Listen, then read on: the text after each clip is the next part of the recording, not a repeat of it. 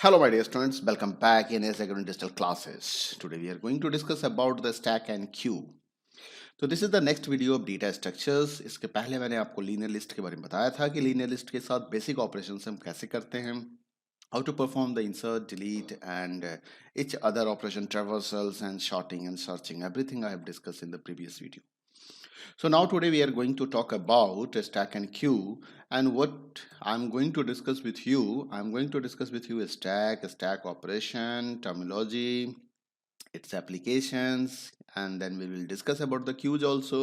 Then we will discuss about the types of queues and their queues, implementations of queues also we are going to discuss, and at last we come to know about the application of queues. Okay, so let's start the topic. So first you have to understand what is the stack. Look at this is the real life examples. Normally what happen whenever we are collecting the books, जब हम book को रखते हैं तो हम उसको एक stack के फॉर्मेट में स्टोर करते हैं, मीन्स 1/1 है ना। जिस बुक को आपने सबसे पहले सेलेक्ट किया होगा वो बुक सबसे नीचे आ जाएगी, और जिस बुक को आप सबसे लास्ट में सेलेक्ट करते हो वो बुक सबसे ऊपर हो जाती है। तो दैट इज द स्टैक। तो स्टैक के बारे में कहा जाता है stack is a linear data structure. What types of data structure it is? It is a linear data structures. Okay, so linear data structures means which implement the concept of the LIFO, means last in first out. LIFO means those element inserted at last can be taken first, can be deleted from there first. जैसे कि आप देख सकते हो यहाँ से इस वाले बुक को मैं सबसे पहले निकालूंगा, क्योंकि नीचे की बुक को अगर मैं निकालने की कोशिश करता भी हूँ तो पूरा स्टैक मेरा क्या होगा, गिर जाएगा। ये पूरा स्टैक ऑफ बुक जो है वो गिर जाएगा। ठीक है, तो इंसर्शन एंड डिलीशन जो होता है यहाँ पे रेस्ट्रिक्टेड होता है। रेस्ट्रिक्टेड इन द सेंस अगर ध्यान से देखा जाए तो ये इस पॉइंट से रेस्ट्रिक्टेड है कि every elements are come in a this way only. जैसे ये आया, इसके ऊपर ये आएगा, फिर ये, फिर ये, फिर ये, फिर ये, कुछ इस तरीके से ये अरेंजमेंट हो रहा होता है, कुछ इस तरीके से अरेंजमेंट हो रहा होता है स्टैक के अंदर में। ठीक है, इसके कुछ अपने टर्म्स हैं, जैसे कि हम कहते हैं पुश। अब मान लो ये देखो, इस फिगर को देखो ध्यान से, ये एक स्टैक है। अब यहाँ पे मैं कुछ ब्रिक्स अरेंज कर रहा हूँ या कुछ भी, मान लो कोई भी एक ऑब्जेक्ट्स है जो रेक्टेंगुलर साइज शेप का है, उसको मैं यहाँ पे अरेंज करने की कोशिश कर रहा हूँ। तो आप क्या देख रहे हो कि कोई पहले से अगर है तो इसमें कोई इधर से भी बॉन्डेड एरिया है, इधर से भी ये बॉन्डेड है और बॉटम से भी बॉन्डेड है। मतलब इन होने का जो रास्ता है वो सिर्फ ऊपर से ही है, फ्रंट से ही आप इन हो सकते हो। तो जब कभी भी आप पुश करते हो, अब ये पुश का मतलब नॉर्मली हम हिंदी मीनिंग अगर देखा जाए तो क्या होता है, धकेलना। तो पुश का मतलब यहाँ पे स्टैक में क्या है, this is known as the insertion of element. आप एलिमेंट को इंसर्ट करते हो स्टैक के अंदर में, और उसे हम क्या कहते हैं, पुश कहते हैं। जब भी कोई न्यू डेटा एलिमेंट, कोई भी एलिमेंट या डेटा ऐड होगा स्टैक के अंदर में, तो वो हमेशा टॉप ऑफ द स्टैक में आएगा। जैसे अभी देखो ये टॉप थर्ड पोजीशन पे था, लेकिन जैसे ही एलिमेंट आया टॉप भी अपने आप को शिफ्ट कर लिया, वो फोर्थ पोजीशन पे पहुंच गया। एलिमेंट्स इस फोर्थ पोजीशन पे आके इंसर्ट हो रहा है और टॉप यहाँ पे उसको पॉइंट कर रहा है। ठीक है, एक सेकेंड ऑपरेशन होता है जिसको हम पॉप कहते हैं। पॉप का मतलब हो गया just opposite of the push operation, means removal of element. आप एलिमेंट को रिमूव कर सकते हो किसकी मदद से, पॉप की मदद से, स्टैक के अंदर से। और इस पूरे ऑपरेशन को हम क्या कहते हैं, पॉप ऑपरेशन कहते हैं। Data can only be removed, that is popped from the top.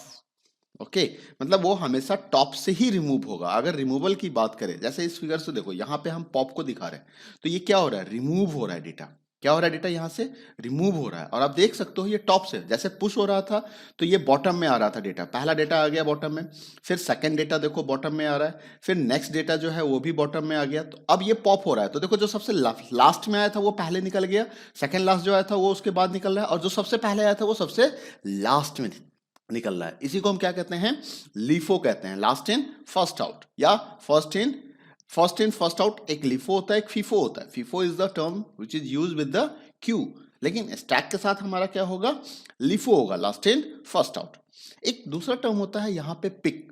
Pick का मतलब क्या होता है कि आप वैल्यू को स्टैक से निकालते तो हैं लेकिन आप उसको रिमूव नहीं करते हैं, आप उसको रिमूव नहीं करते हैं। Means you just want to get कि which elements is at the top of the stack. Stack के टॉप पे कौन सा वैल्यू है, कौन सा एलिमेंट है, इसको पता करने के लिए हम पिक ऑपरेशंस को यूज करते हैं। देखो हम पॉप से भी पता कर सकते हैं, लेकिन पॉप से क्या होगा, वो एलिमेंट डिलीट हो जाएगा, वहां से वो बाहर आ जाएगा।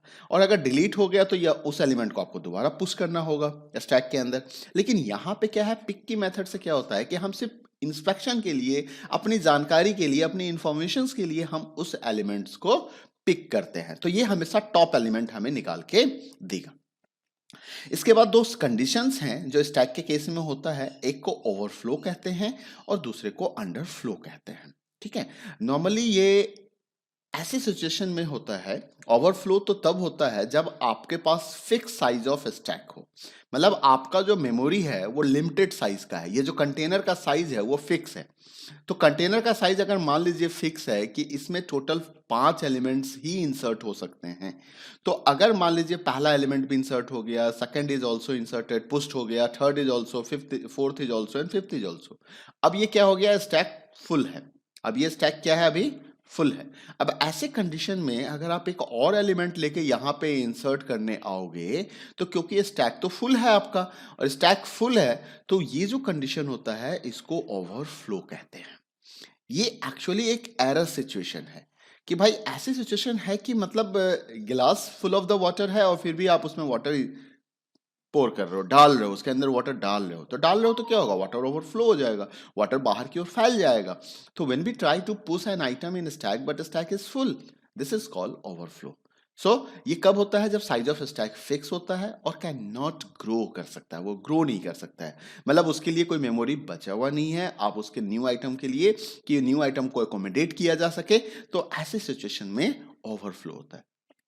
एक दूसरा कंडीशन होता है, ये तो पुश के केस में कौन सा एरर मैसेज जनरेट हो सकता है, वो ओवरफ्लो मैसेज जनरेट हो सकता है। कब हो सकता है, जब स्टैक फिक्स साइज का हो, उसमें ग्रो होने की प्रोबेबिलिटी खत्म हो जाए, मतलब उसको आप इनहेंस नहीं कर सकते या ऑटो ग्रो नहीं हो रही होती हो, वो है ना, आपको लिमिटेड मेमोरी दिया गया था। जैसे कि C++ में हम एरे डिसाइड करते हैं, डिक्लेयर करते हैं, तो वो एरे हमारा फिक्स साइज का होता है।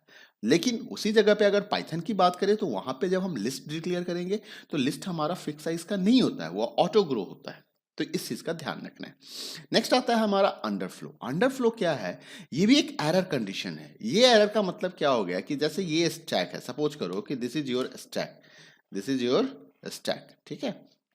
अब यहाँ पे स्टैक में आपको कोई एलिमेंट दिखाई नहीं दे रहा है, तो मतलब ये क्या कंडीशन कहलाएगा, एम्प्टी कंडीशन कहलाएगा। और आपने कह दिया कि भाई पॉप करके दो मुझे, आपने कह दिया कि पॉप करके दो मुझे, तो भाई इसके अंदर तो कुछ है ही नहीं, तो पॉप क्या होगा, तो मतलब हो गया कि स्टैक जो है वो एम्प्टी है, स्टैक जो है वो एम्प्टी है, और आप कह रहे हो कि नहीं मुझे पॉप एन आइटम करके दो, एक आइटम निकाल के दो। तो ऐसे सिचुएशंस को हम अंडरफ्लो सिचुएशंस कहते हैं। ठीक है, मतलब करेंटली स्टैक के पास कोई आइटम नहीं है, लेकिन आप फिर भी कह रहे हो कि नहीं इसके अंदर से एक आइटम निकाल के दो हमें। ठीक है, तो इसे हम क्या कहेंगे, पॉप कंडीशंस कहेंगे।